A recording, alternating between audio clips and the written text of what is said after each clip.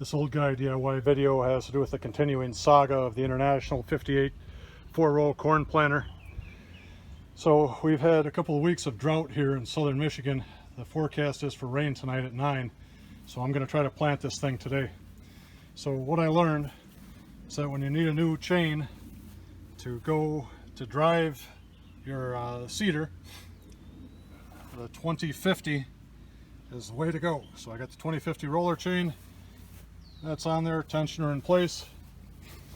I've got a hydraulic ram going to the rear hydraulics on the tractor. If we come over here, down here the tensioner spring was broken and missing, so I just grabbed a random spring out of the garage. I'm only going to do about 20 passes with this thing and then I'll be done. And where some vehicles have GPS when they're out there in the field planting, mine has the old man GPS, which means generally pretty straight. So the crops I'm putting in are for the critters. They're not going to be picked up with a combine at the end, so it really doesn't matter how far apart they are. I'm just going to eyeball it and let her rip. So time to go get some seed, see what I can do. I'm also using a high-tech technique to hold those hydraulic hoses up and out of the way.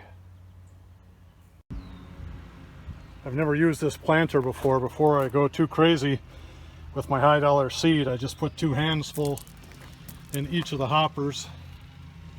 And this is the seed I got. $179 a bag from Rural King. And now here on the driveway, I have the machine low enough that the clutch is engaged.